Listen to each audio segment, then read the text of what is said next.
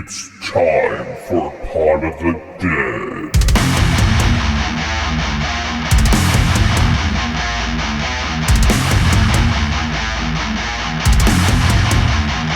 Join us!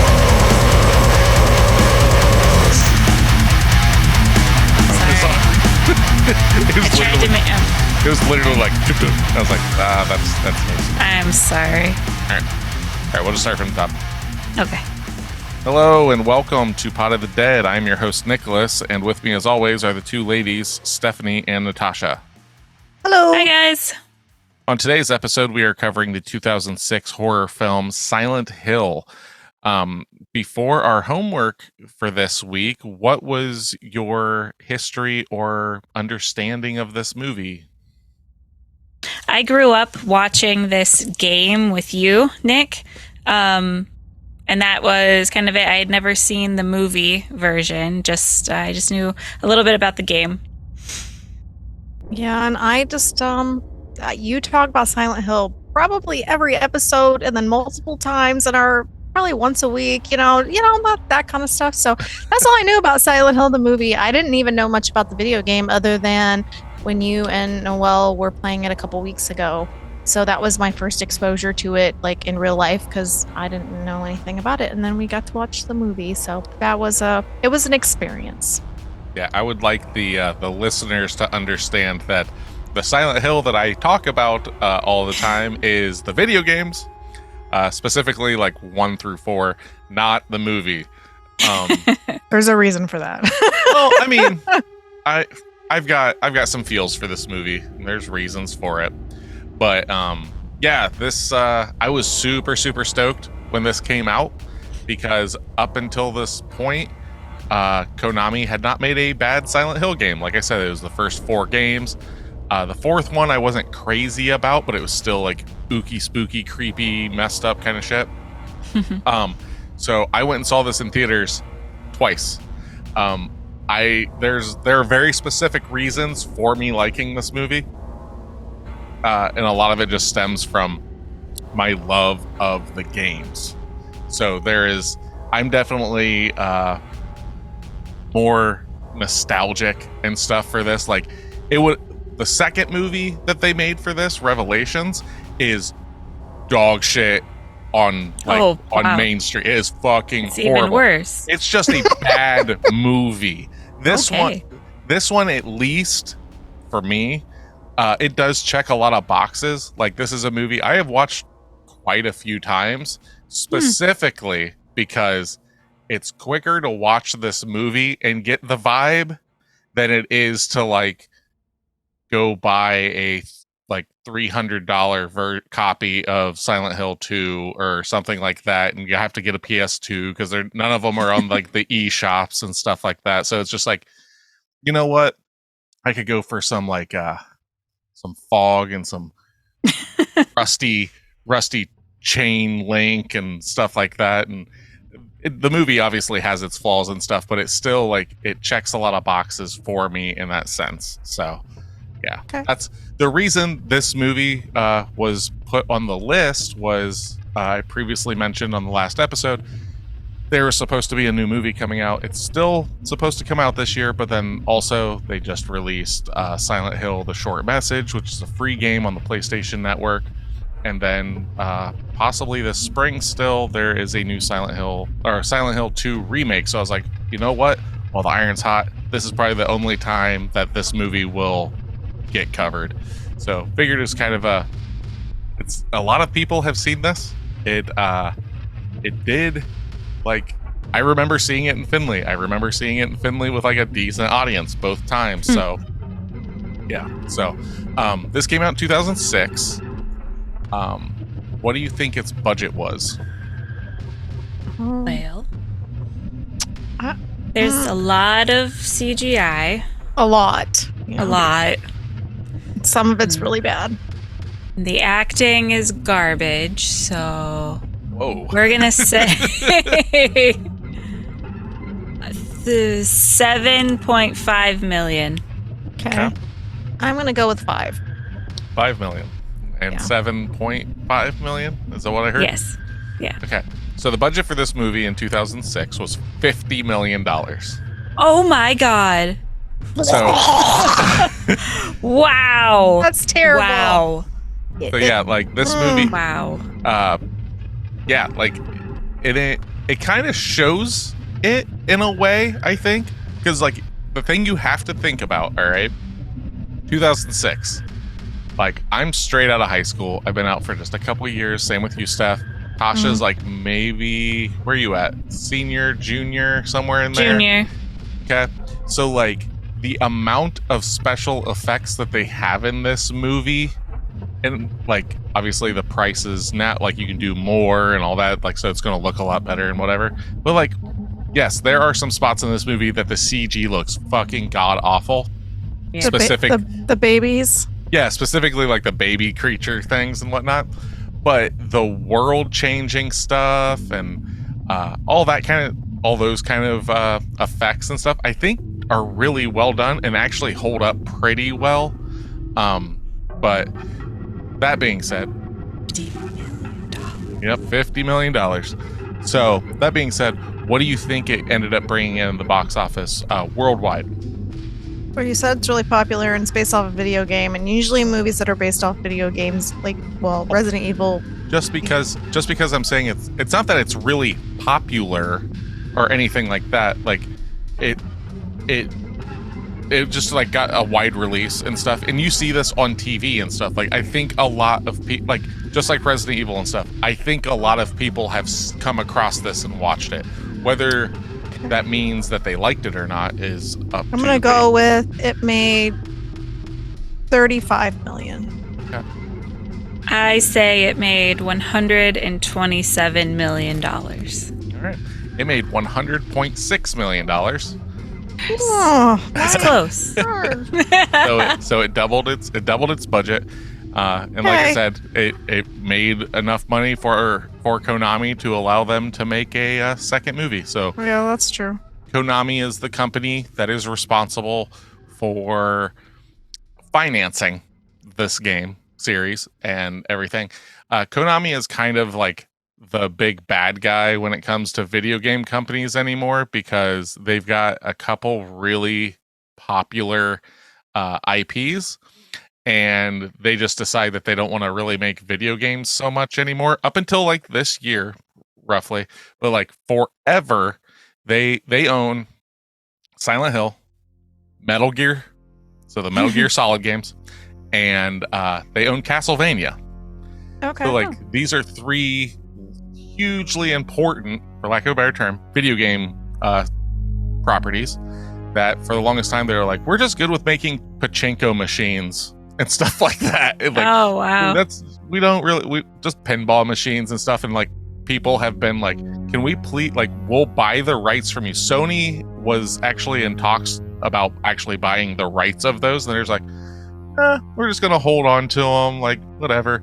So a lot of people have said like Konami is not the best company when it comes to their relations with their consumers and stuff like that. So it took 5 years for Christoph Gans, the director of this movie, to even get them to be like, okay, I guess Wow. you can make a film on this. And I think it's specifically because Resident Evil films had been made, and the Silent Hill series was essentially Konami's way of going, hey, I see that they're making money in the West with this game. So Konami, whoever the head of development and stuff, was like, hey, we want you guys to make a horror game specifically for the Western audience. So yeah, and I'll go into that a little bit more later, but Tasha, do you want to tell us exactly what Silent Hill the movie is?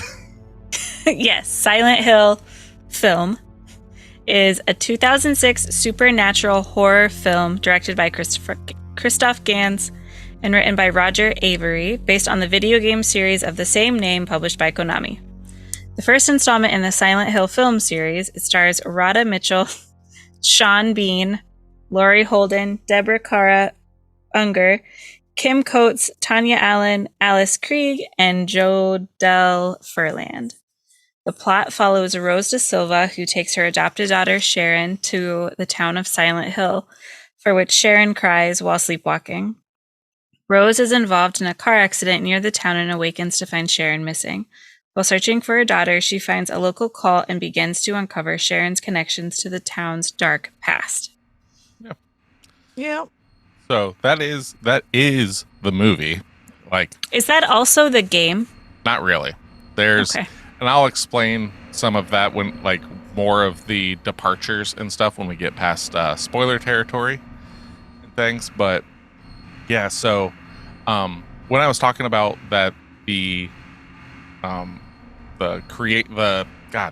Konami was talking to developer or their creative teams and stuff like that. What basically happened was they took all of the, for lack of a better term, like the guys that weren't good enough or being used on other projects, and they just smashed them together, and they're like, hey, we don't really give a shit. Like, there's going to be like no oversight. Just fucking make us a horror game for the West. So that's what they were told. Huh. Now, there are two specific people, and this is very important, I feel, to explain this so you can understand kind of where they came from to make this film, because otherwise it's just like you take the film for what it is and it's just like, what the fuck? So, yep. So it was called Team Silent. It was a group of creators and stuff that ran from like 96 to 2004. They're the ones that were responsible for the first 4 games. So that's what they had to pull from when they made this movie. They basically pull from 1 and 2.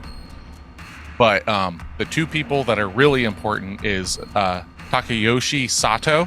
He is the artist of the game. So he's the one that was responsible for all the creature designs, the real griminess of the world and things like that. And then a personal favorite person to me is Akira Yamaoka. He was the composer and then later on became a director in the series.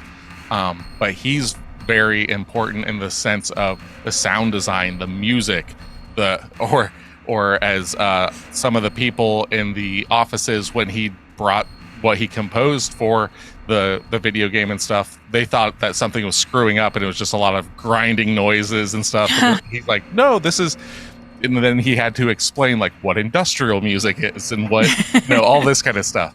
So those 2 people are very important to what I was referring to as like the vibes of Silent Hill, the look and like the sound and everything. That is the reason that I have a soft spot for this film, is because of that stuff. That's what they got right in this movie.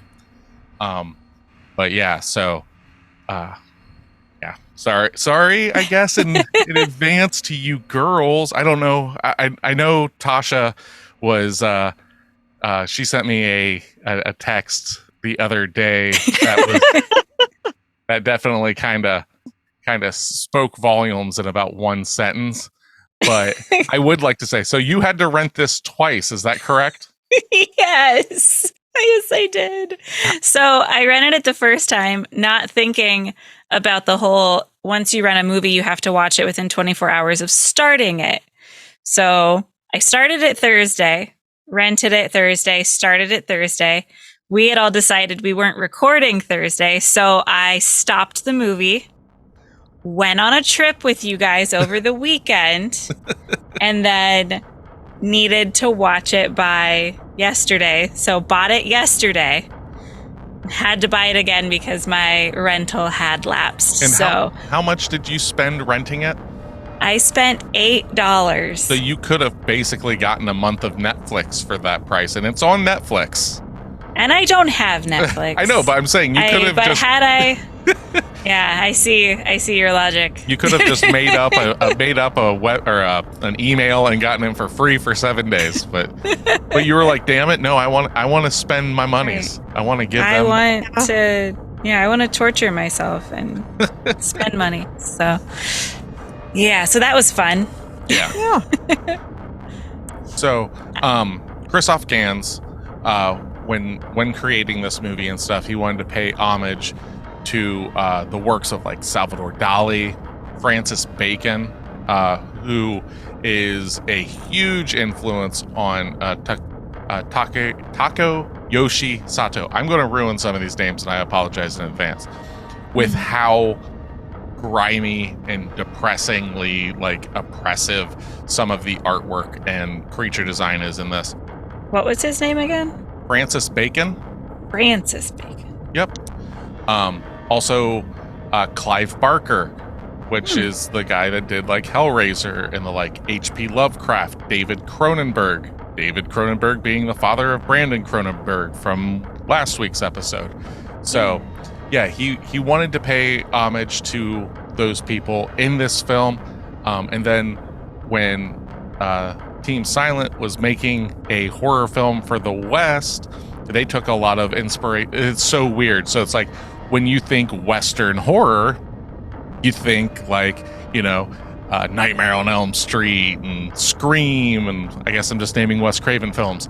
But they decided, you know what speaks to me for the Western audience? David Lynch films. David Lynch and like Stephen King stuff. That's where they went, and that's why there's so much like dream logic and weirdness in it. So coming from that place, when like, because I remember the first time I had ever read that's like, oh, for a Western audience, look at what they do and make a game. And it's like, this is a fucking fever dream. I don't understand where you look at Britney Spears and you come out the other side with like 9 Inch Nails. Like, it's very strange. Yeah. But yeah, so let's see here. It, like I said, it came out in 2006, and 2006 has to be, without a doubt, one of the worst years when it comes to horror. It is such a shitty year, in my opinion, when it comes to horror. So I'm wondering if that has a little bit to do with like why I liked this movie as much as I did back when it came out, because granted, we're in the throes of like the torture porn kind of era and stuff, because this is like the same year that like Hostel came out and everything. But for like 2006, like your top 10 horror films were like the Nicolas Cage Wicker Man remake. Okay. Nope. The Grudge 2. Texas Chainsaw Massacre: The Beginning. Okay. The Hills Have Eyes, which is a remake. Ooh. I thought some people liked that, or is that a bad movie? It's okay. It's actually by Alexandre Aja, the guy that did High Tension. He did the remake for that. Okay. Silent Hill, Hostel, When a Stranger Calls remake, Final Destination 3, the Omen remake, and Saw 3. Like, that's your top 10. That's your top 10. That's kind of rough. And yeah, so not the greatest year when it comes to horror, but like even then, the top 10 films for that year, none of them are horror. Shocker. Yeah, that's like, very rare anyway. So here we go. I'm just going to kind of read through these, and we'll see what you guys remember from 2006. A little movie called Happy Feet. That's adorable. I love that movie. Superman Returns. Nope. I don't know. Yeah. Mission Impossible 3. I just watched that yesterday. Watched that yesterday. I was going to say, yeah. X-Men: The Last Stand. Yeah. Okay. Cars. That was cute. Night at the Museum. Yeah. I love that movie. Casino Royale, the James Bond movie. Oh, yeah. That's okay. Ice Age: The Meltdown. No. Okay. The Da Vinci Code with Tom Hanks. I love that very movie. Good book.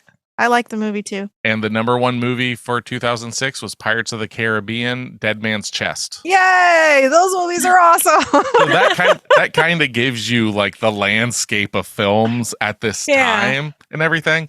So like comparing this to stuff now and everything, it's like, of course, it like, yeah, it doesn't hold up. But like at the same time, it's like, look at Happy Feet. That movie's adorable. Here's what's crazy about that. 10. Yeah. Well, think about this though. So Pirates of the Caribbean came out. they also had to use a lot of like CG and all that stuff in it. That's also Disney, though. I know. Yeah. So their budget's a lot higher. I get that. But the quality of that still holds up, right? So but this movie doesn't. I think all those movies still hold up pretty well. Not so much. I mean, granted, yes, there are well, okay, so we were talking about the kids in this movie, like the creepy whatever kind of The kid babies, or whatever. yeah. The babies. Yeah. They didn't look good in 2006. So I remember seeing that in the movie, and it's like right off the rip, and I was just like, oh, Yeah. fuck. But at least they got it out of the way at the beginning. Most of my problems with this film specifically are the young girl actress in this film. Yes. That is a rough one for me, but Yes. Yeah. I think all the acting in this movie is a little rough for me, honestly. really all of it? I think so. Like the mom did okay, but like, and the dad was kind of. No. I like Sean Bean. I don't know. I didn't think the acting was that great. And then the old lady, my favorite lady was actually like the crotchety old witchy one. So Dahlia. yeah. So Yeah, Dahlia comes from the video games. The Okay. the other older woman, I've got her name here somewhere, Christabella. She's actually original character for the Okay. movie. Oh, really? There's a couple there's huge story points in this that are just new to it and stuff. Oh. Yeah, and I'll get into a lot of that after the spoiler warning. All right, I have a lot to say. One that I can just tell you right now is so like Rose does not exist in the games at all. Great. She is a gender swap of Harry. So okay. and it's about a man going after his daughter. So by having that, there was really no talks about Harry's wife or anything in this in the game. So the whole storyline with Sean Bean does Mhm. not exist. That's Or the No. detective and all that stuff. none of that. None Okay. of that exists in the game. Okay. But I like the detective. He's a good actor because he's in Sons of Anarchy.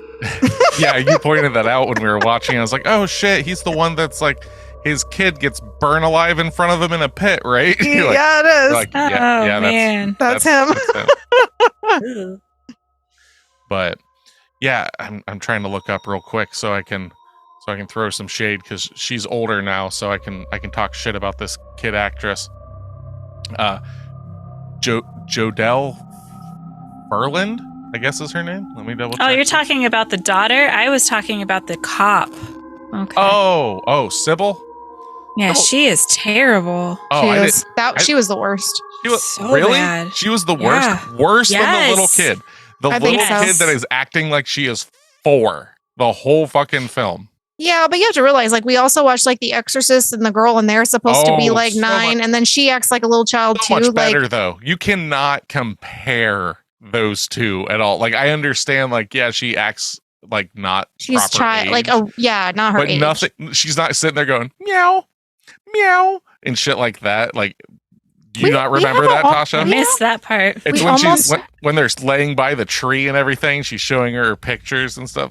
Oh, okay. yeah. We have a 13-year-old who would probably do that. I'm just Yeah. saying. No. I Yes. blame it Like on this. the writing and the direction. I agree. Yeah. But So I think I liked her. That I didn't notice. I didn't think any of the acting was great, but I didn't like hate the little girl, and I didn't hate the mom. see, I'm actually shocked that you guys said Sybil was the worst. That's Sybil and the mom were not Rose. good. Rose Yeah. and Sybil. Yeah. And then the redhead in the church. Oh, But- yeah. Anna. She's Get been into in that she's later. been in quite a few things too. Yeah. So So, all right, we're gonna throw up that spoiler warning so we can really Thank you. so we can really let loose and everything. But before we do that, this is a movie club. So every week we give out homework at the end of the episode, and we all watch it together. Then we talk about it, whether we loved it, whether we hated it. I think these girls are right there about giving this movie possibly their first 10s. yes, 100%. You're right. Yep. But No.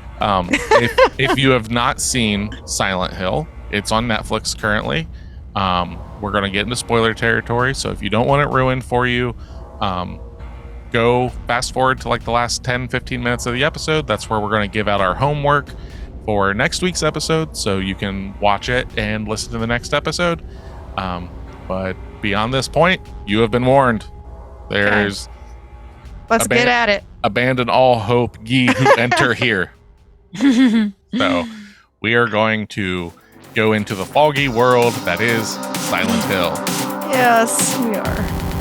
So if you want to be a part of our club, you can find us at facebook.com/podofthedead or else on Instagram at pod_of_the_dead or on TikTok at podofthedead. If you want to email us any questions, any complaints, or movie recommendations, you can email us at podofthedead666@gmail.com. All right, let's hear. Hey, Tasha, you want to give me that 10 Nick. out of 10? She's so excited for this. I don't, but I will. I just don't want to. Okay, none of these words are the opinions of the reader. Okay. Say that right now. I've watched this movie a lot in the past, but I always forget that it just throws you in. Granted, they do a good job at explaining everything to me, so that makes up for it. The story was amazing. No. It deals with multiple subjects that a lot of people can sadly relate to.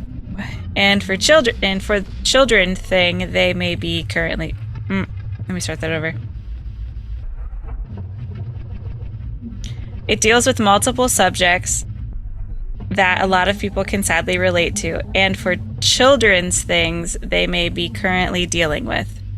Because of that, I'd say that this movie is great for most ages and a stunning horror film for the whole family.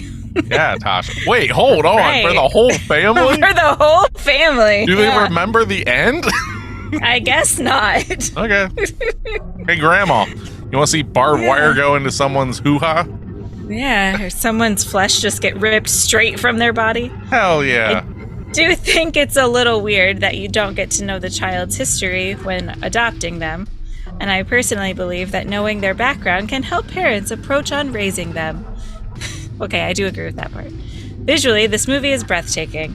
The way the town of Silent Hill transforms is amazing and unlike anything I've ever seen. No. Preach. No. As I've stated in past reviews, I adore movies that belittle or portray religious groups in a negative, aka honest manner. I agree with that. So this was extra enjoyable for me. The atmosphere was enchanting, calm yet interesting. I couldn't love this movie more if I tried. Wow. The only thing I don't understand is why Rose and her daughter remain on another plane of existence rather than have things return to normal after leaving Silent Hill. Which I agree with that too. That makes no 100%. sense. That doesn't even make sense for the games and everything. Like, Okay.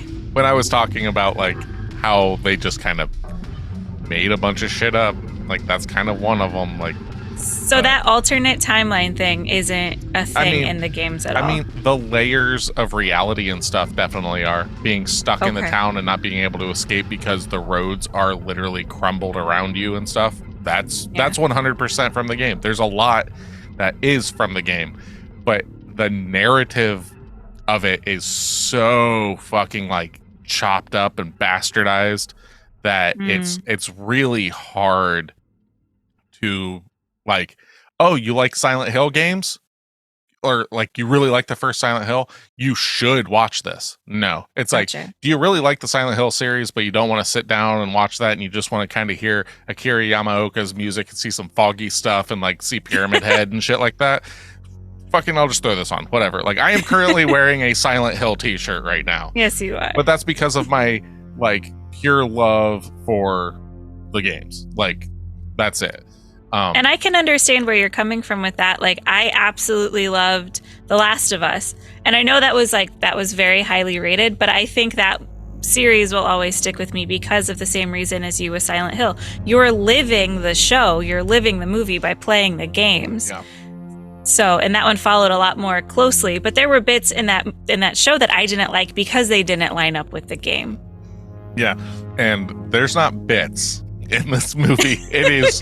It is glaring. So I would have been upset going into this movie had I played the games like you. Did you? Oh, yeah. You were the same? Yeah. Well, no, I did, because I went into it like knowing like I'm able to separate myself in that sense. Like, this is not going to be the game. You can't do that. Now, they obviously did a bunch of other shit, but I was just like, it's still, like I said, it still got the vibe of it. It still got the feeling of it a bit here and there. And there are like specific shots that are exact from the video game, which are cool. I was wondering, because there were certain bits that like it didn't quite make sense, or it seemed a little forced, and I was wondering if that was because it was pulled straight from the game. Yeah. Cool. All right, Steph, give me that sacrilege, that 1 out of 10. There's not very many paragraphs here, so let's see. The production on this film was great. Sound design wasn't great, but it was done the just. Visual, but it done. I have no idea. The visuals were generally great, and I loved the photography. But this is probably one of the worst films I've ever seen. I love that. They're just like, these are. Oh God, they're giving you a shit sandwich right now, guys. It's beautiful. The sound design is a little lacking. Worst goddamn thing I've ever seen. Nothing held water. The plot was confusing and pointless, and it is such a terrible waste of a great actor like Sean Bean. If people want to sit at home on their personal computers and play games with disposable plots, then fine. If they gain enjoyment out of the gameplay, kudos to them. But I am not really sure how this film would work as a game, let alone a film. I'm not sure I could go as far as to say the ending was cliche, because even a cliche would serve a purpose. This didn't. I don't normally write reviews of anything, but I felt compelled to sit here and type this. I just feel sorry for the crew and production departments who did a fantastic job on making a dire film look and sound great. I can actually stand by that. I wouldn't give it a 1, but yeah, like I specifically just said that it fucking looks great. Granted, there's parts that look shitty, but there's quite a few parts that look shitty. It looks great. Well, okay, so you don't understand. There are a few things in my life that like I was into, and then it got turned into a movie. Specifically, when the real world turns into the dark world, and you see it. That's the first time you'd ever seen that in that detail and stuff, because we're talking PS2, we're talking PS2 graphics stuff. So like I was just like, we're there. You know, the only other time that I can remember is like the first time seeing Spider-Man, like a Spider-Man movie. Oh, and stuff like that. Those are like the two things.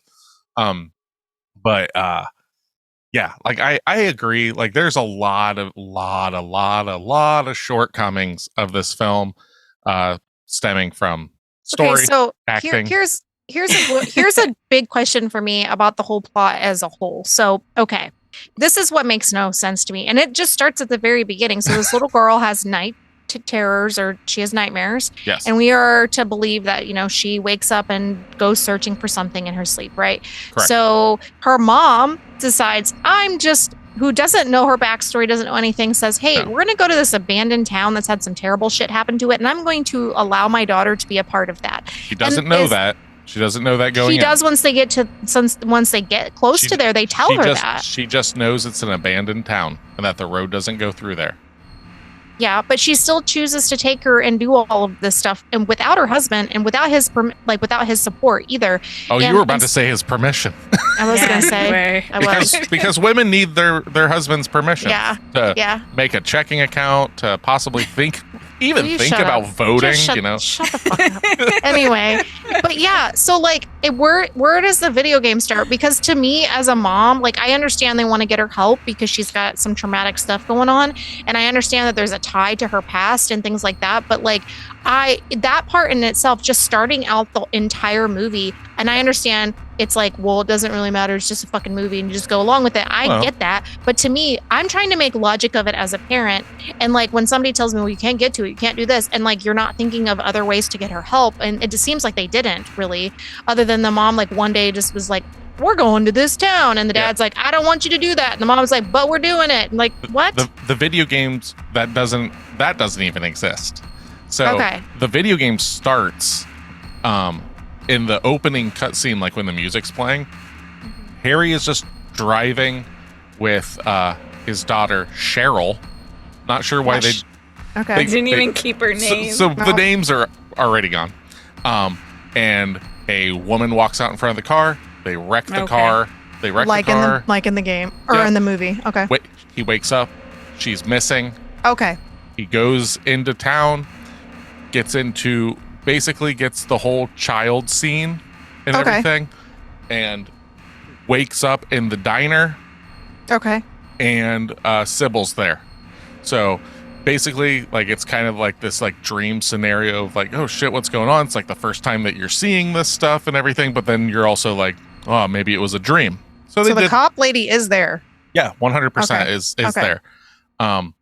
And like, you have to also understand this is like 1999, I believe the first game came out and stuff. And she's just like, oh, well, there's some stuff going on. Here, have this gun. I'm off. And then like you see her a couple times or whatever. But that's a video game, and that's how Correct. video games are played. I mean, that's different than trying to make a story like this. And like the other part that really got me also in the beginning, which is what made me irritated from just the get-go, was the fucking cop in general. So she's like goes over to like their car as they're at the gas station, and like tries to talk to the little girl, and the little girl's like, I don't talk to strangers or whatever, and the girl's like, good for you. And then she follows them, and like she pulls them over, but like why? And then of course she runs off, so they don't want to get arrested or whatever is going on. Which doesn't make any sense. None of it makes sense. No. See, like all of that, literally all the way till like she wrecks the car, right? Yeah. All of that stuff, they wrote that. Like they're terrible writers. They made all that shit up. And it's like, they need to write plots better, because that plot was shitty. And like, I get sometimes when you don't want to fill in all the blanks because it's not necessary, but when you're filling in the blanks that like in order to literally drive your story forward, correct, and it doesn't make any fucking sense, maybe you shouldn't write that. Maybe they should have just done what they did in the video game and dropped you into this world and not gave us all this backstory that was actually unnecessary, and then done like maybe like weird like memory lapses, like where they're like thinking about why they're coming here and like doing those things, instead of us having to go through the entire however many minutes of the beginning of the game. Yeah. So yeah, like they wreck the car, and then the rest of the game is literally Harry just going through the town of Silent Hill. Crazy shit's happening, and he's just trying to find his daughter. She's leaving coloring like drawings and stuff that are kind of leading him. Which that happens in the movie, kind of. Kind of, but then they like try to make it like, I don't remember drawing this, mommy. It scares me, mommy. I fucking hate that shit. Like, it doesn't even come off real. Like, it's really bad. But, so that's essentially what it is. You're like kind of going along, getting these little crumbs and stuff, putting some weird stuff together. There's also a huge subplot in the video game about this doctor, his name, I think it's Huffman, Dr. Huffman, is like running this drug through the town and everything. So you've kind of got that going on. They don't touch it. I understand, you know, that's... They can't fill every gap in. Yeah. Correct. But instead, what they do decide to fill in and everything is like, so this whole mining town and everything, and like the coal miner stuff. And it's like, yeah, it looks neat or whatever, but it also doesn't, has nothing to do with the game whatsoever. The game, so there's fog and it's snow in the game. And then Christoph Gans, ash. Correct. Christoph Gans learned about the town Centralia, Pennsylvania, which is a real town that has a coal mine fire still burning underneath it. The whole town is closed, and there is a light fog in the town. And he was like, that's what we'll do. We'll just do it like that. So because they're trying to fill in the gaps of the plot and making it more realistic. That's fine, but then they're just like, no, we're going to do it this huge way, and we're going to really lean into that. And it's like, does it really need to? To the point then, I do not understand this at all. You have Dahlia, who is the mom of Alessa, right?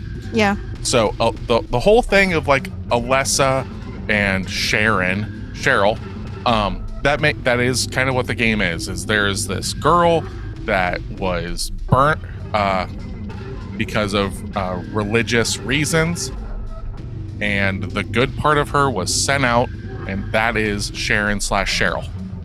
Okay. I can understand that.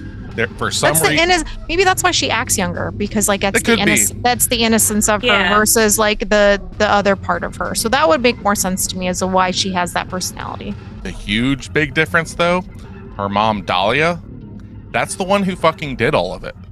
That is, she's the one who like she was jealous of her daughter or something. No, she's the cult fanatic. She's a religious zealot. Okay. So Christabel doesn't exist because Christabel and Dahlia are the same fucking person. Character. Okay. And there's not like all of these cult members.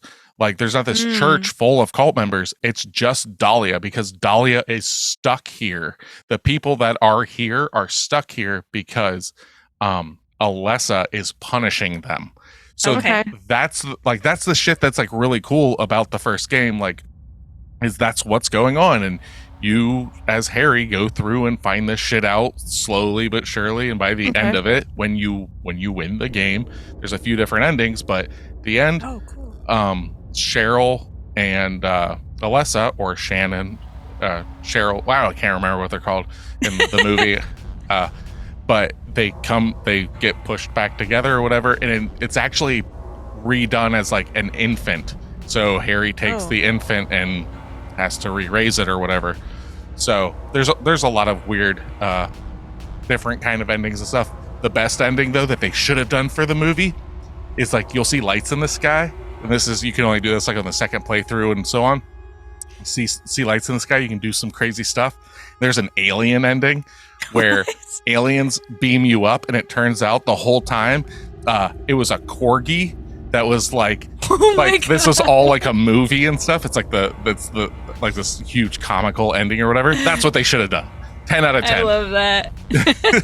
Space That corgi. reminds me of the Mortal Kombat finishes. That was like handing them for thinking. Like the funny ones. Yeah, the friendships and the babalities. Yeah. The babalities, yeah. But yeah, so like there's like those kind of things. There are huge departures. Another huge departure is the fact that Pyramid Head is in this movie. Pyramid Head only makes sense in the second game because of how that game works out. It's the same city or town or whatever, but Pyramid Head is the embodiment of guilt and punishment of the main character in that. So, so it's this with one. But it's a cool looking character. Yeah, absolutely. Yeah. That's why they added it. It's like, we gotta have like this fucking like really cool, like the two cool things in this movie when it comes to monsters, him and the nurses. Both come from the second game. They're awesome. Yeah, both of those I thought were awesome. The other scene that I thought was kind of like was really creepy, but it was interesting, was the bathroom scene. Like she's seeing all these, the body parts and stuff, and like that was creepy as fuck. But like, and then I do like when like the sounds go off and then like the world starts changing. I thought that was really creative. Like for a second when you first see it, because they don't explain it in the movie at all.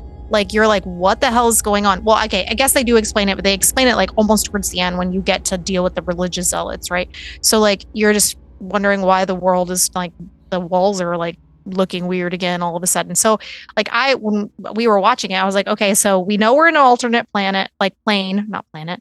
And then when all of this like darkness comes, are we then in another one, or is it just coming? So like that was where I was trying to figure out, like, were we like basically going into another world and we were just like being submerged into it, or was that just coming towards us? Like I didn't know because it wasn't explaining it very well, but because I didn't know if there was like a siren to tell us that's what we were doing. I didn't know. Yeah, in the first game specifically, I'm trying to remember this. I know it's in the first game a lot. Maybe it's in all of them. I can't remember right off the top of my head.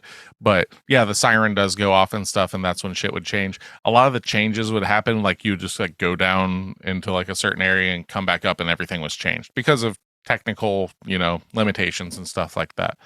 But I thought they did kind of an interesting way of explaining why the air raid siren would go off, because it's warning the cult members to get inside and everything. But like, these are the things that they like focused on so much in the film that it wasn't there. Like it wasn't there in the source material, and they made this movie 2 hours long. It doesn't. Yeah, they did. It doesn't need to be 2 hours long. It No. could have So been. are you saying Anna isn't part of the game at all? Nope. Her character acts as if she's like a non-playable character in a game. Do you know what I'm talking about? Oh yeah. Like Very she seems like the NPC person, energy. right? She seems like the person you're supposed to follow to get out of a building. I thought for sure she was a part of the game. Nope. Wow. But also it could be said that so Gans wanted to do this film and have a lot of homages or homages and stuff to all these different things, and we already know that the Silent Hill games are heavily influenced by David Lynch. David Lynch has a lot of that kind of stuff going on. If you've ever watched Twin Peaks, it's got a very unsettling. It's not that it's creepy, like in your face creepy. It doesn't fully make sense. It's like that uncanny valley. It's like I know these are people. I think this is it's one of those things that I've heard. It's it's almost like it's a television show made by somebody that's never seen a television show, like an alien or something. And it's this is what I think people act like. So it kind of has that in a bit with some of the characters in this movie, but not in a good way. Because it didn't translate. No. So I'm wondering if when we're talking about direction and stuff, if that was the intention. Good or bad, I don't give a shit. But I'm wondering if it was a conscious decision to make these people act the way they did, because otherwise it's just what the fuck is going on? Yeah. But because a lot of them, Dahlia is the same way. I think the woman in blue that Christabel.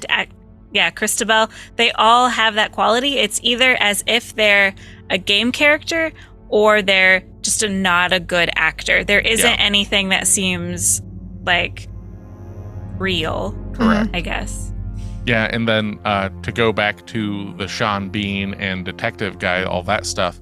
So I'd heard this a while back. I can't remember where I heard it, but I couldn't find it with my research. So I'm just going to bring it up anyway. So all the Sean Bean stuff and everything, and then run length, there's a very big reason why we linger on that stuff. So when they originally made the movie, they had to do some reshoots and stuff later on because the people fronting the money was I don't think people will go see this movie with it all just being women. Because if you really think about it, in the town of Silent Hill, it's almost all women. That you're actually, other than some of the congregation, but the you whole don't really storyline is. But those they're not even named. Every named character that you Is come a in woman. contact with is a woman Or a girl, yeah. So they were well, we got Sean Bean. So they just started pushing more of that stuff. He was already in it, but they were well, let's just flesh out some of these bits a little more and let's hold there and everything. But the detective stuff and all of that was just kind of pointless. It was just filler. We could have just stayed realistically in the town the entire time and made it shorter, and it would be more interesting than caring about what this side, because it's almost like he's trying to play the hero, and it's we don't need the hero. We just need the mom or whoever's playing the parent in this to do their job. And I don't care if it was a woman or a man. It's just they chose to have it as the mom because for whatever reason, that's what they decided. Well, and it's just weird. Dan said that the leitmotif of this film was motherhood, faith, and persecution. Okay. And it 100%, it's very much almost blatant at times. Yeah. Where, it's mother is God in the eyes of the child, that kind of stuff. Very, very bumper stickery. Well, they tell you that too in the storyline or something like that too. I can't remember. She straight up. Multiple times. Rose straight up says that to Dahlia, verbatim, why isn't she punishing me? And it's because you're her mother, and mother is God in the eyes of the child. It's oh my God. They're just handing it to you. Yeah. But the whole making it the witch trial stuff and everything. That's what it felt a lot like too. Yeah. And the faith stuff and all that, because they definitely poke the finger at it, the whole your faith brings death, all that kind of stuff. A lot of overacting and underacting. Mm-hmm. So and I like the culty parts. I thought that was cool, and I mean, I didn't think the acting was great, but I like the aspect of this is why we're here, because these people are assholes, and she's locking them in another dimension because she's seeking her revenge. That's kind of cool. But I mean, the end of it, when they were in the church and like they're on these, which I don't understand any of this. So why are these on these really tall fucking ladders? What's the purpose of the tall ladders? Like, I understand the whole burning a witch at the stake and like all kinds of weird shit like that, but like none of that made any sense to me. And like it just felt like it was overdone just for the sake of it looking better. But then and then like how it all ends and stuff. I liked the ending. It was actually pretty gruesome, and I thought that was like a really well made way to make it end, I guess. But yes, Sybil's death is actually, to me, pretty stomach churning, because like I can't think of anything that's like readily available. Let me put it that way, because like there's obviously like some. Didn't really, you say like, Evil Dead, the original one, does something like that with the tree? Like, I haven't seen the original, but I saw the second one. It seems very in line with that. Well, not Sybil's death. You're talking. Oh, I'm talking about Christabel. that one. I'm talking that about we'll get to that. Oh, okay. But yeah, no, Sybil's the cop. Oh yeah. When she literally is like they don't catch her on fire. She's literally roasting over it, and you're watching her skin like blister and stuff like that. That is like stomach churning to me, because I can't really think of a film off the top of my head that's like a readily available film that like shows it in that much like gratuity. Like just like a lot of vampire movies and stuff like that do that kind of. But it's so much quicker. Like they just kind of linger on it, and you're watching her like breathe heavy, and like it's very realistic to me anyhow of what it would be like to be fucking just roasted alive. And then she fucking just ends up erupting because of the flames. So I thought that death was pretty cool and stuff. But yeah, when you're talking about the Christabella one, it's very, very reminiscent of in the first Evil Dead movie, where a woman is raped by a tree, by a tree and vines and stuff like that, and that's how the evil gets into her. And I'm wondering how much of that was an influence for this scene. Granted, it's not vines and thorns; it's fucking rusty ass razor wire. That I couldn't help but think of 13 Ghosts at that. True. Setting when on 13 Ghosts at the end with all of like the windy stuff when she's coming up, and we have all of the windy razor wire. So I've dubbed this movie your 13 Ghosts, Nick. This is my 13 Ghosts. I'll take that. This is your 13 Ghosts. Except 13 Ghosts is way better. I'm sorry. It really isn't. It is. That movie is actually pretty good. Which is why it's Nick's 13 Ghosts, because he does not like 13 Ghosts. He did not. And we don't like this. No, because he knows this from his childhood. Yeah. We know that from I was ours. an adult when this came out. I mean, I was like 20 years old. Younger years. Yeah, but my nostalgia, like I said, I'm wearing rose-shaded glasses watching this because it's like, oh yeah, I love this song, and I love I remember that scene. Yeah. So it's a lot of that kind of shit from the video games. If I'd never played the video games, I would have a completely different opinion of this. It's probably why me and Tasha are where we are with it in comparison to you, because we have no skin in the game. So What is going to be interesting though is the movie that's supposed to come out this year is supposed to be based on the second game, which is insanely depressing and super dark. So I'm kind of interested to see how they do that. It's supposed to be the same director and everything. Hope they write better. They have better writers. I'm hoping. It's been what is this? 2016. It's almost, or 2006. It's 18 years. 18 years. Yep. So this movie's old enough to vote now. So, but it is kind of funny though that in a horror film that Sean Bean is in, he actually survives. That's true. I know. That's very rare. He likes to die in the stuff he's in. Yeah, it's ridiculous. There's actually a tabletop RPG that you play a bunch of different Sean Beans. Okay. And you see who can survive the longest. Okay. So Ned Stark and what is he was the bad guy in Boromir. Yep. And who was the bad guy in what? He was the bad guy in GoldenEye. Okay. Dies in that one. Like he's just getting fucked up left and right. Yeah, I've seen him in a lot of stuff. So, and some of his stuff is not very long, but he plays his part. So now this might kill you girls, but in the original final cut, the implication is that Alessa was burned alive because she was seen as sin incarnate due to being born out of wedlock and tainted because she was raped by her school janitor. Which, I'll go further, but you were mentioning about the janitor. That is an original character made for this game, for this movie. Yeah, it was kind of cool. It was very cool. Like the way that he's tortured and everything. Yeah. And I thought it was really fucking neat. But scenes were shot for the film that ended up on the cutting room floor depicting Alessa with psychic powers from a very young age, such as causing butterflies to fly erratically. Her display of powers was supposed to give the cult more a reason to burn her, as they mistakenly believed she was a witch due to her psychic powers, in addition to how she was conceived. But the majority of this context is missing from the final cut. In the film canon, though, Alessa is still canonically psychic, as she uses her powers to create hellish alternative realities and to keep herself alive by continuously operating the hospital equipment. So they could have fucking focused on that shit, but instead they focused on the Sean Bean shit. Like it's all that kind of stuff that it's like it makes you wonder how they could have gave us more of the nurses too. Yeah. Well, okay. So the reason they're sexy, right? Sexy nurses but fucked up faces again is because of our main character from the second game.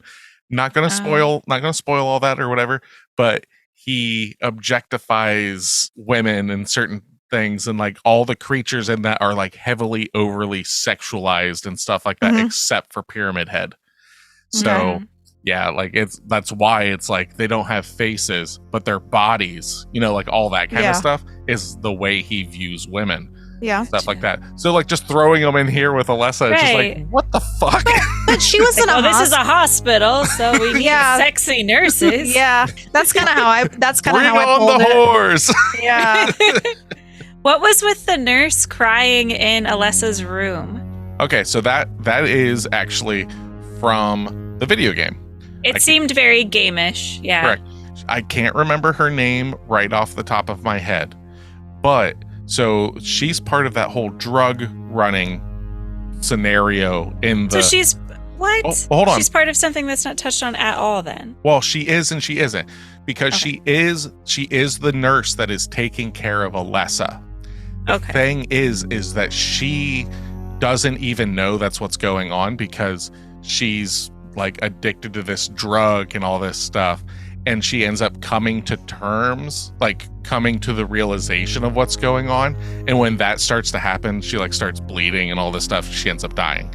So the idea of her just being there with like her eyes all fucked up, crying and stuff, it's kind of just fan servicey. Like, well, there's that nurse. We'll just put her in there. And it is creepy and weird and whatever. Yeah. But it doesn't fucking like it's just another like, oh, well, we've got this thing. Just jam the square peg into the round hole and it's a lot of that kind of stuff. They just have not very good writers. It's very much of the time though. Like the same thing could be said about like, okay, the Resident Evil games and the movies, not even fucking close to the same narrative or characters or anything. But the movies were actually decent. No. Yes, they were.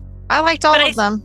I think if you're going to put a character in a movie that's known from the game, it should follow the same like story, or it should be, you should know why it's in there instead of it just being plopped in a different different area. Yeah, 100%. Like I think that they could have taken the first game and made an hour-and-a-half movie that made sense and still put their own twists on stuff. But the problem is like, all right, we're going to focus. Okay. So we have a 2-hour movie. We're going to focus on Sean Bean stuff. Cut that out. You got like an extra 15 minutes easy, right? We're about down to 145 already. Sweet. Cut out the cop stuff. Well, you got to have the cop. The cop does not the stuff in the early part. Yeah, no. The beginning of the movie. The beginning of the movie. Literally just start the movie with her driving. Yes. Right, yeah. And wreck, because it's there's no explanation in the games and stuff not needed. Of like this, they're going to Silent Hill because of this. They're just on a trip and it just happens. So the town basically just kind of calls to them or whatever, and they just end up there. And that would have been a better plot line than this. And then cut way the fuck back on the cult stuff. Like you could have still done the culty stuff and not had Christabella being this like evil person, while Dahlia, like they're forcing the motif of motherhood so much that it ruins the bad guy. Like the original bad guy, it makes it so much worse that her own mother is who did this to her. That would have been a better bad guy. And they're just like, no. We want all the moms to be good because that's what we're trying to hammer home. And it's like, you're not doing any service to your story by forcing that. It's like you came up with the idea first. And like, if you really think about it, okay, the whole motherhood thing, the main character, Rose, is a man. So we changed that. And then the other mother is the bad guy. Well, we fucking changed that. It has no place in here. No. Right. So, Anyway, okay. All right. I gotta breathe for a second. I can tell. I feel like this movie has so much potential. I agree with Tasha. That's 100%. Like if they made a remake of this movie, or like the fact that a new one's coming out, I think the new one would be good as long as they have good acting. Yeah. Because like you said, and like they have a better story. So those two big gigantic things. Yeah. But a lot of the stuff, a lot of the visual stuff is cool from the old one. A lot of like the movement components are shoddy for old CGI, but I think the style of everything looks really neat. So it has good bones. Yeah, it's all style, negative substance. Like, Right, yeah. Just terrible execution. Yeah. But, Okay. all right, let me think if there's anything else that I need to bring up here. Okay, so if you like Silent Hill, right, or there was things about this that were like, okay, for me, for instance, like the music and stuff, the soundscapes and all that, you can find the soundtracks for Silent Hill like on Spotify and all that stuff. That's all, like those are some, like Akira Yamaoka's music, as horrifically like discordant stuff as it is very like zen to me. Like I'll fucking turn that shit on and it's just like jun jun jun jun jun. I'm just like, yeah, relaxing, nice. But so kind of going back a little bit, if you like the soundscapes and stuff, so Akira Yamaoka was like, I'm gonna make some like industrial stuff, but then I'm gonna make some like trip hop stuff and everything. If you like that kind of stuff, yeah, check out like Merzbow, check out Lustmord, who did music for The Void and stuff like that. Okay. If you're wanting more of that like really grimy industrial stuff, and then if you're wanting like more of like the dreamy trip hoppy stuff, check out bands like Portishead or you know, stuff like that. There's another one that's coming to mind that's escaping me. They did the song Inertia Creeps. The album's called Mezzanine. They did Massive Attack. Check out Massive Attack. There you go. If you got that kind of stuff going on, cool. If you also like kind of like the dreamy, weird setting and stuff of this, definitely check out, you know, David Lynch's stuff. Eraserhead is fucking really weird. Check out Twin Peaks, all that kind of stuff. There's also movies like Jacob's Ladder that came out in the early 90s that this movie and stuff definitely borrows from, and it's weird like nightmare scenarios, and all of that stuff is done way better. So all of that kind of stuff, you know, like there are definitely things that if you listen to this because you love the video games, then you forgot how you feel about this movie. Maybe you like this movie, maybe you hate this movie, I don't know. But if you're wanting those vibes and stuff, those are some things to check out. Okay. Yeah, I'm definitely gonna check out some David Lynch stuff because that's one I've never dabbled in. He's a writer and director. I don't think I've ever seen.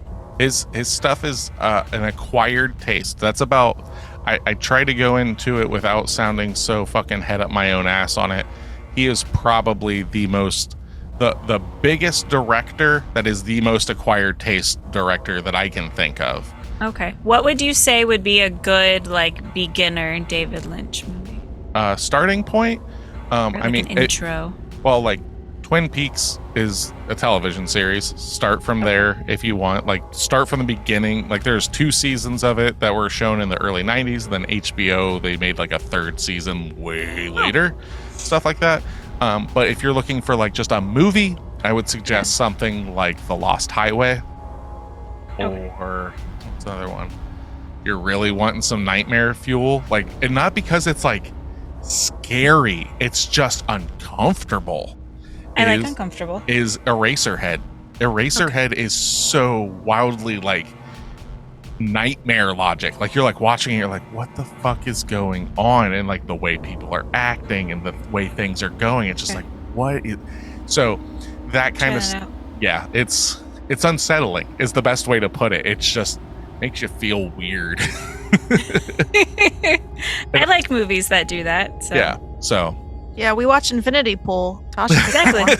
Yeah, Tasha's gonna come in here next week with just like a big old like David Lynch hoodie and all this stuff. She's like, I have found my Jesus. I found my people. Yeah, I think very Exciting. well. It very well could be. I'm having a hard time right off the top of my head just coming up with like his filmography. Let me see here. That's fine. Because I know. I have it right here. Other Dune. ones. Yeah, Grandmother. He did the Blue original. Velvet. Oh, there you go. Blue Velvet's another really good one. But yeah, Mulholland Drive. I know. I think I've seen that one. Mulholland Drive is a heavy film. But yeah, so realistically, like I would suggest his earlier films specifically because the further you go into his filmography, the fucking like weirder, and not like weird into like, whoa, that was crazy, that was cool. Just like the more like confusingly weird, like what the fuck am I watching? They become. Okay. So that's why. Exciting. Yeah. So it's weird. All right, back to Silent Hill. Yeah. The Silent Hill, the fucking franchise that David Lynch didn't even know that he bore. Yeah. But okay, another weird thing. I mean, we've talked about the movie, right? We've talked like is there much more about the movie? No. No. Okay. So I'm just going to give you some tidbits though about the video games. If that's cool. Okay. So just some fun little bits. Okay. So the school, Midwich Elementary School, is in the video game. It's a very big point in the game and everything. And so the map for it is straight up the same exact school map as the school from Kindergarten Cop. Oh, They straight up just lifted it and they're like, that's our school. that's nice. This will do. This is what we got to do now, guys. All right. Also, let me see here. Bring it up real quick. Street names in Silent Hill, which they do kind of show while she's running through the town and stuff. They make a really good point of her stopping at all of those, almost like bus stop maps. Yeah, all of the roads in Silent Hill are named after horror authors. Okay. Oh, okay. So there's like Bachman Drive, which Richard Bachman is Stephen King's second name that he wrote under for a bit. Okay. Robert Bloch, Ray Bradbury, Michael Crichton, James Elroy, Jack Finney, Dean Koontz. There's a Koontz Avenue. Okay. I love Michael Crichton. Carl Sagan, which is not horror, but Carl Sagan. There's a Sagan Drive. Like, there's all sorts of. So there's all of these little nods to like what they love and everything. That's cool. And then like on top of that, the drug in the original game is called PTV, which is short for psychic TV.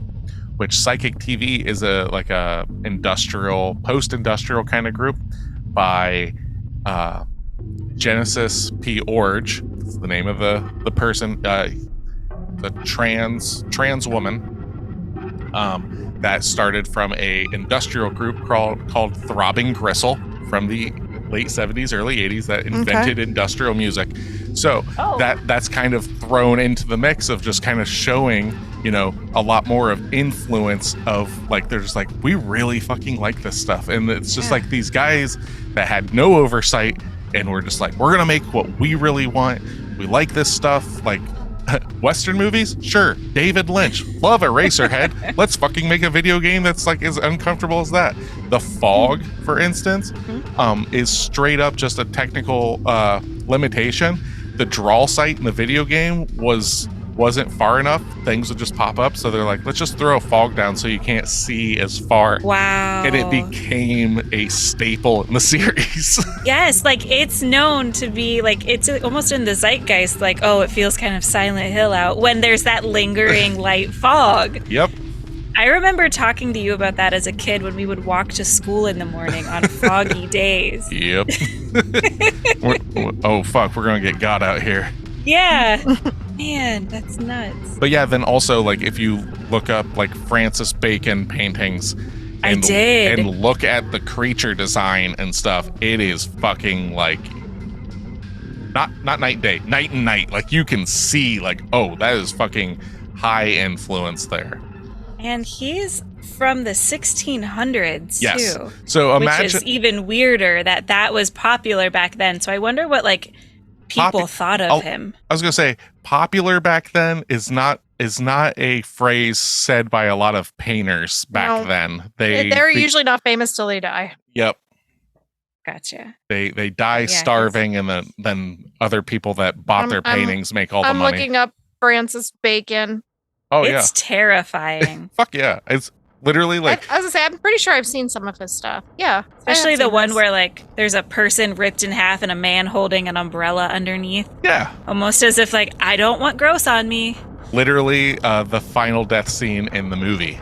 If you think about it, Christabella getting ripped in half and Alessa dancing. Well, and not Alessa. It's this dark entity that came to Alessa. Again, that doesn't fucking make sense. So Alessa going into Rose, there's no real point in that? No. Because that doesn't happen? No. It's all bullshit. and it seems like the bullshit bits are the bits that we don't really get. So it did not translate. It did not go over well. No. They need to work. They need to That's rewrite their stuff a little bit better. Yeah, it's legit, like you were saying. Like, it's just failure of execution, or somebody that just was high on their own supply. Like, oh, I know what I'm gonna do if I get the rights to that. And the dude worked for 5 years to get the rights. So when he fucking got it, he was like, "This is what I'm doing. I'm gonna fucking do it like this and everything." So and no one could tell him no. It is what it is. I mean, obviously they were able to tell him more Sean Bean. Damn it, more Sean Bean. But oh man. All right, let's get into our reviews. Okay. I'll go first. Okay. Just kind of get it out of the way, because I'm the only one that is going to give this a positive review. Probably. So obviously, I'm going into this as Silent Hill being top 5. Well, it's on my Mount Rushmore of IPs. Like, there's just it hit me at the right time, and I fucking loved it. Is the movie a good movie? That is up for debate. I don't think it's a bad movie. I think that if I had not, okay, I'm trying to think of this removing my actual love for the series and stuff. Well, here's the thing. A lot of my problems and stuff with the movie stem from, well, they changed this and they changed that, and it doesn't make sense that they did that. Okay. So trying to look at it as its own standalone thing, you know. The graphics, the little baby things at the beginning are fucking horrible. Like, super, super bad. Yeah, the faces on the bugs that got smashed, also bad. I laugh at that every time, because it just like rolls over and it's like, I'm just like, yeah, fucking squish that bitch. But like the scene, for instance, okay, so you got that, but then the scene where like the miners or whatever are out there and they're getting attacked by them and they're like fall. That shit's like fucking really cool looking. When you see the town change and everything, the fucking literally the first time that air raid siren goes off, it is so oppressively loud. It's just and everything, and everything starts going dark, and she kicks on the lighter and shit. All right, this is fucking, here we go, you know. It's a lot of that stuff. I love the soundtrack. Even if I didn't play the Silent Hill games and stuff like that, I already have a fascination with like industrial music and stuff like that, so it would have already gotten me there, you know. I like cult movies, I like culty stuff, so it's got that for it. Whether it's the best or the worst, I don't know. All that being said, the reason though for the season for me, you get the fog, You get the creepy setting and everything. They say the word Silent Hill enough. You see the sign. Like, I'm just like, oh yeah, here we are. We're here. We're in Silent Hill. This is pretty rad. You girls are going to be like, absolutely not. But lay it on us. I'm going to give this movie a 6 out of 10. Okay. Because I will watch this again. I will. Yeah. I've watched it twice this year. So like it happens. Like this is a cozy watch for me because I already know the plot in and out from all the games and all that shit.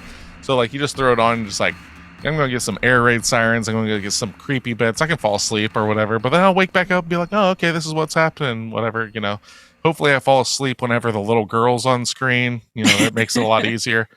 But yeah, like, it's not the greatest movie ever, but I think it's a serviceable film. If you're just looking for something to throw on or whatever, I wish it was shorter. I think that's the biggest thing. I wish it was an hour and a half. 2 hours, and what they do with that 2 hours is pretty upsetting. I agree. Yeah. So yeah, 6 out of 10. Okay. All right, I'm gonna go next just to get it out of the way because I don't have a whole lot to say. I watched the movie. I didn't know what to expect. It was a movie, and it was it had some cool parts in it, but the plot was terrible. So, because it just didn't make any sense to me, and there was a lot of filler that was unnecessary. And I agree that it should have been an hour and a half long. The acting was subpar, and I liked all the creature feature stuff mostly, except for the babies because that was stupid. But the bugs were cool, and there's some other scenes that were cool, and that's what makes me sad about this movie. Because if they had done it better and the plot had been better, I would have just been excited just to see those cool things in a movie. So I'm gonna be nice, I guess, kind of. I think I would maybe watch this movie again.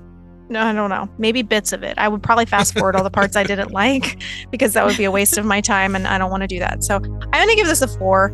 I didn't hate it like Exorcist and Buffy hate it, but I didn't love it, and so I'm gonna give it a 4-star.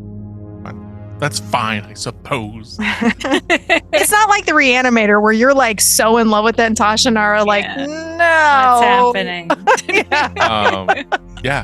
And how can you say that you don't love Reanimator? You girls met Jeffrey Combs. We did. You love him. You got your picture with him. We did get our picture with him. He is, yeah. I mean, he seems really nice, but yeah, that's just no. The Reanimator's not my jam, but he seems like a nice guy. So yeah. Okay. Pro Jeffrey Combs, not pro. Reanimator. Yeah. All right, Tasha. The floor is yours. Be nice. Don't be nice. Don't be nice. I'm sorry. Like I said at the beginning of this, the acting really took me out of it. It was alarmingly poor acting coming from Sybil and Rose, especially. I didn't notice the little girls acting, but like Anna was bad, and I didn't know how to take the movie. I think was part of it, knowing if it was supposed to be like a game or if it was supposed to be like an actual movie. So that was complicated. There were a lot of parts that just didn't make any sense. I actually feel like I had to really pay attention to this movie because there were so many plot holes. Oh, absolutely. So I agree. There was a lot of me thinking I missed something. Me too. But I didn't. It just was never said. True. It happened while we were looking at Sean Bean. Yeah. And all of that stuff, needed to just be nixed. Especially when he breaks into the records place. That whole thing was so blown over the top. It was just dumb. And then he goes to jail or gets talked to the detective. All of that was way too much. It didn't need it. We could have learned everything we needed to know by Dahlia's character. She was my favorite out of the whole movie. Like Nick said, I do like the culty, witchcrafty vibes to it. But overall, there was just so much that could have been cut out. I really liked when Pyramid Head came out. I thought that was super awesome. That's like the best part of the whole movie. I'm not gonna lie. 100%. Especially after seeing Pyramid Head like in the wild over the weekend at a con we went to. Yeah. And that costume was also awesome. Right. So I was super stoked about that part. Yeah. And then the end scenes with the deaths, I think I'm not a huge fan of over the top. So once again, that took me out of it. So there was definitely I felt more detached to this movie than I felt attached to it, which is a huge problem because I'm usually one that can just fall in and be cool with whatever's happening. But this one, I couldn't do it. Yeah. It does make me want to play the game. I will say that. So it inspired gameplay. Don't ever plan on watching this movie again. We'll watch the new one though. Yeah, I will because, too. like I said, there's a lot there that could be done awesomely within the right hands, with the right director, with the right screenwriter. But this was not good. Well, Okay. and I'm not saying this to try and sway you or anything. Yeah. But think about at the time. But he is. No. This is just something to kind of, because like right now we're in this weird boom of like video game adaptations being fucking good. That didn't happen then. Like, yeah, I know. You have to remember like the Mario Brothers movie from the 90s. I actually liked that. Oh my no, God, that no. was bad. It was very a good. bad. It was a good bad. The Mortal Kombat movie from Yeah. back then. That was also garbage. Also Oh good my bad. God. Well, I've actually found it. I can't remember his name off the top of my head. Let me find this real quick. Tasha, give me your score real quick so I can. What do you got? What do you got? All said, I'm giving it a 3.5. Okay. Okay, that's realistically, that's better than I thought you were gonna give Me it. too. I thought you were gonna be like, it's a wanting fucking it. one. I did too. No, it's not a 1. Oh. It has about 10 minutes of good stuff. So Yeah. so like when you say that the first rental you're giving a 1.5, and then the second rental you're giving a 2 because you actually got to use the whole rental. Oh, that's true. I was going to factor that in. So if we're factoring in Oh God, you how can't. irritated I was, I'm taking off half a point, giving it a 3. Oh no, it's not the movie's fault. Because it's not accessible to me. Oh, So that gives it a 45 if Ooh. you're curious. yeah. Okay. Yeah. It didn't pass. Not We didn't great. expect it to. So. Yeah, you're more than likely not gonna probably like this movie. But it like the girl said, there's a lot there to like if you can look past the car crash that is the plot. The plot. Like, Yeah. so what do You can look past the plot, the directing, and the acting. what do you look for in a Great. movie if it's not story and acting? If you're in it for pure vibes, do I got a movie for you?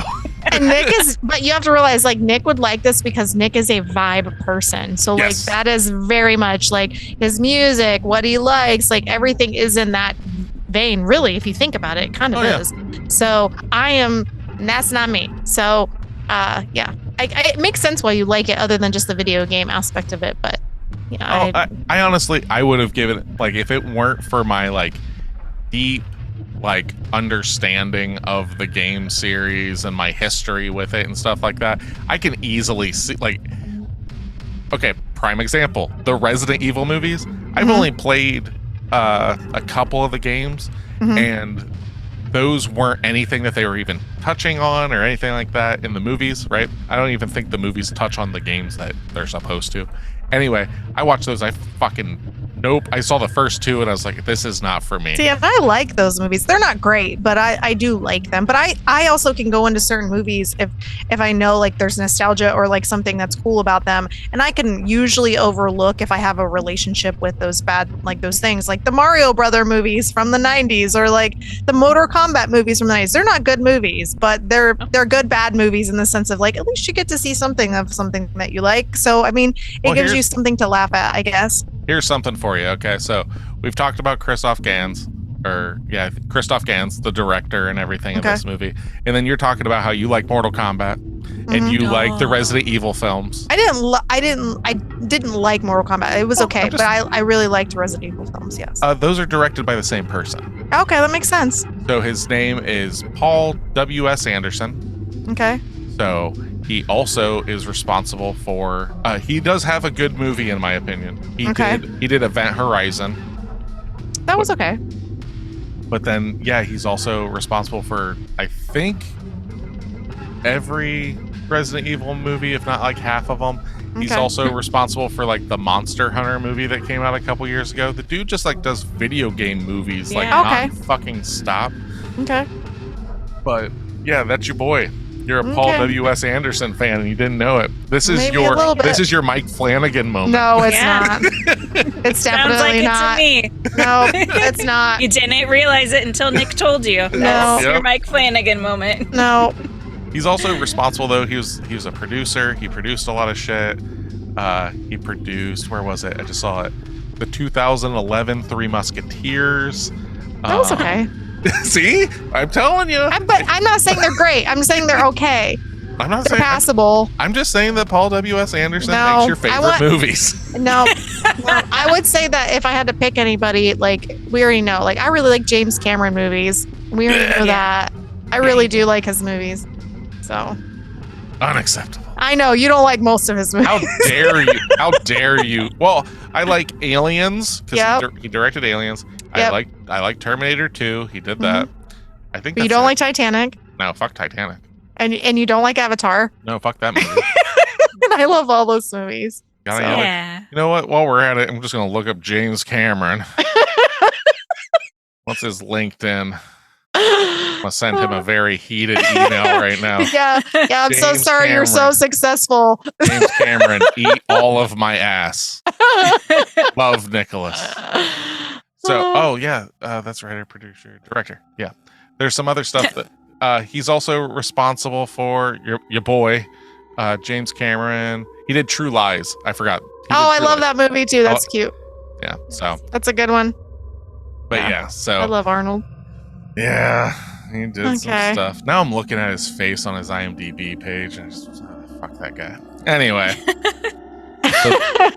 So fuck Wow. James Cameron. That was our episode on Silent Hill. Yes.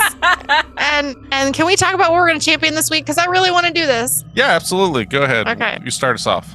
Okay, so I have two things that I was really excited about. So, All right, on to the next person. shut the fuck up.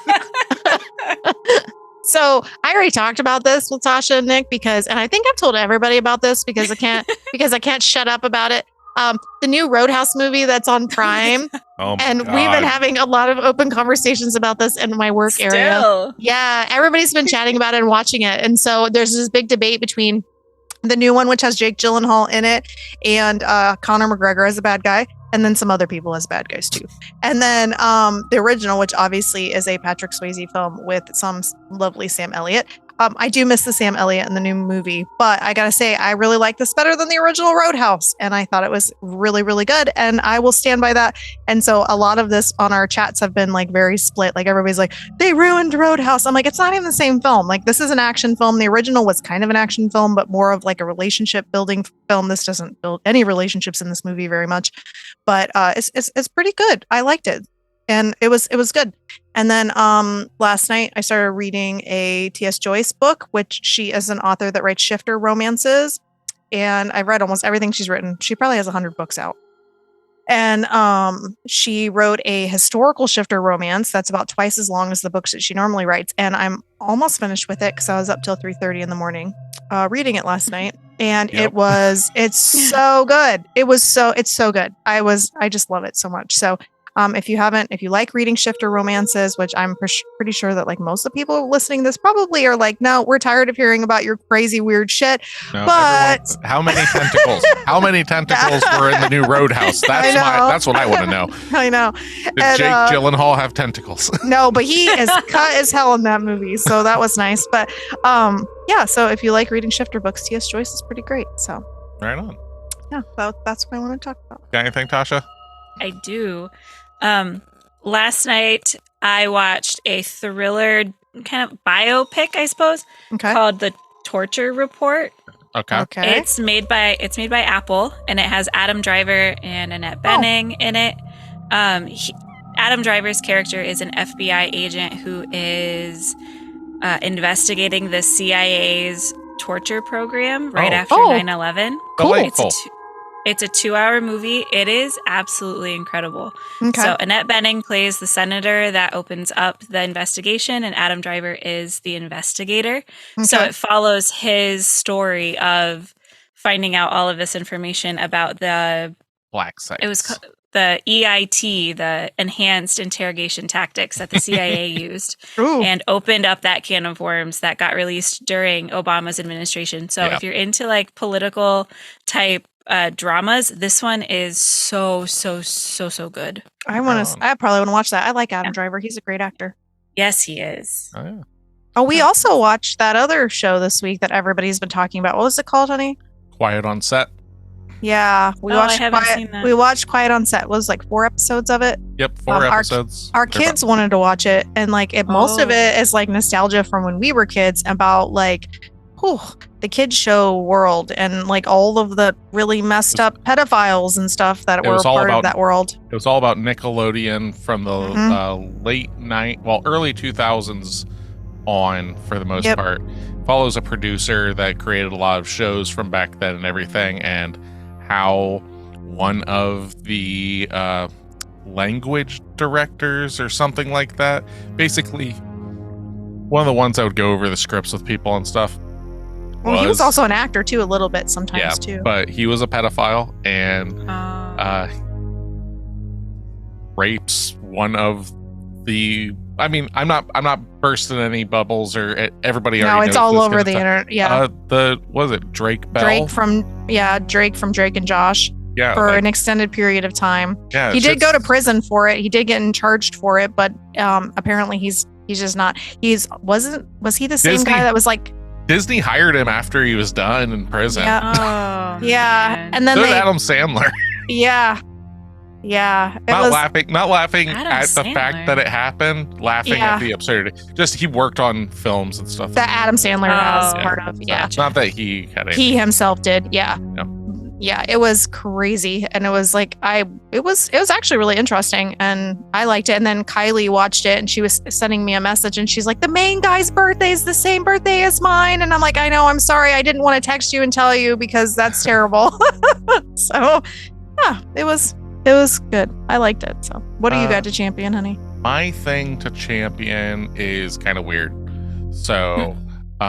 Since last episode, I dipped my toe into creepypastas. So creepypasta is a term used for internet horror stories. It's kind of coined from like the copy paste. Creepypasta is kind of where it gets its name. So people would copy and paste these stories. They're creepy. Creepypasta, that's where it comes from. So Reddit has a subreddit called No Sleep, and that is where a lot of people will just post stories. Some of these stories have been picked up for television series and stuff like that. They're very strict about people not plagiarizing and stuff like that. They've got a really good moderator system over there and everything. That's what Slender Man's from, right? Slender Man is a creepypasta. That is a creepypasta that has bled itself into the social consciousness to the point where people believe it, to the point where a couple kids thought it was a real thing and killed another child. Sacrificed her first. Yep. So I checked out a few different ones that are longer run ones that are super popular. That's where I kind of came in at. There's a podcast that was talking about them, so I got into them. One is called Baraska, that is basically about a boy whose sister goes missing, and it's in this small quaint town like in Virginia or where, like some mountain town, and there's just creepy happenings going on, and you follow through the story of this weird fucking town. And I sent this to Tasha. I don't know if you finished reading it or anything. I haven't finished it yet. Holy shit. That story is fucking crazy. It will sit with me forever. There is a dramatized podcast series that's a fully acted telling of it. So if you're not into reading and stuff like that, you can just look it up. It's called Baraska, BORASSCA, something like that. You got it. So there's that one. The second one that I did was called Pen Pal. Pen Pal has been, the entire story ended up getting collected up, and the author of it after posting it through Reddit and stuff, ended up putting it out in book form. There's been talks of a film or television series getting made about it, which would be the creepiest fucking show ever. What Pen Pal is about, oh my god. So Pen Pal it's a story following a kid, starting from like right before, well, it doesn't start here, but we bounce back and forth through time a little bit. Okay. It's about a boy right before kindergarten till he's about 15 is the time jump.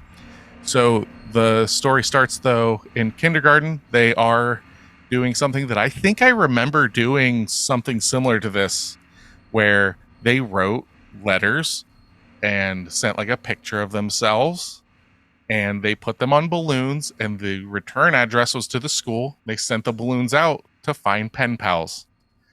Terrible.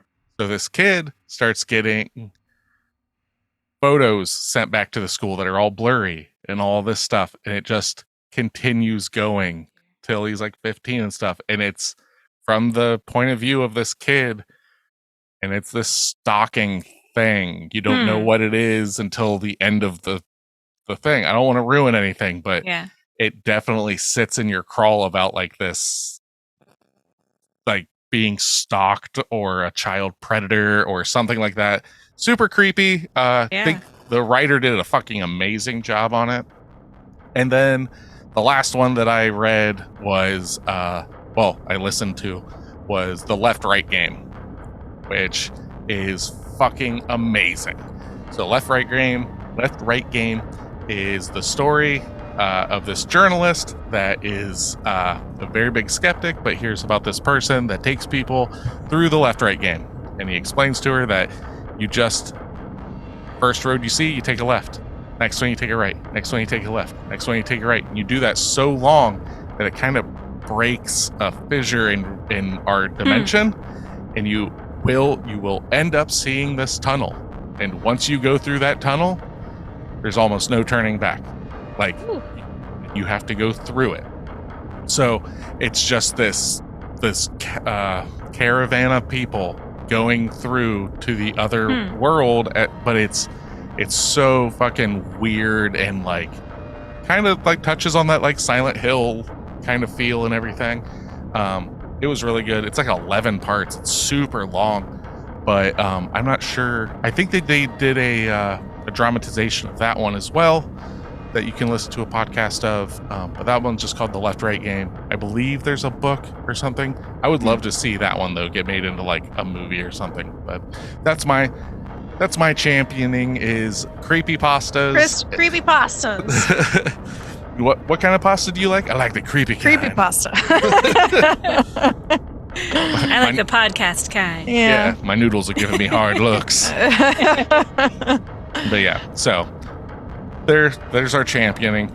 Yay! So we'll get into homework. Yeah. So I'm excited for this. Yeah, I actually am. So. Yeah. Next week it's a listener suggested bit of homework. Yeah. So that being said, don't forget, you want us to cover a movie, send it to us. The middle of the episode, there's a bumper. It tells you all of our info, our emails, all that jazz, right? So this comes from Brian, and we will be covering the 1988, I believe it is, film Child's Play. Yay. Thanks, Brian. You okay over there, Tasha? No. Would you like to talk about it? I don't wanna. I haven't even seen this movie in its full entirety, so I'm excited just to see ever? it. For like, no, I don't think so. Wow. If I have, I was really, really young and I don't remember all the ins and outs of it. But Chucky used to scare the shit out of me as a child, so I never watched any of his movies except for The Bride of Chucky in its full entirety. And so I am actually like, we watched a little bit of the show, and I remember like sitting down and doing that with you, but like, yeah, I haven't actually watched any movie, like the standard movies in their entirety that I can remember. So, well, I'm excited to see that. It is. I can thank my mom for being afraid of this movie. She would have it on in the living room, and I remember being behind the couch while it was on, not watching it. I wonder how much of that was mom For turning family it. movie night. Yeah. Oh, was it? Okay, I was gonna say I remember this being shown like on TNT or TBS a lot when we were younger. So I'm wondering how much of it was just like something It was ended on. and it was just on, and then you just happened to always be there. Like, oh, I'm gonna watch the Care Bears. What the hell's going on? Yeah. That could very well be true.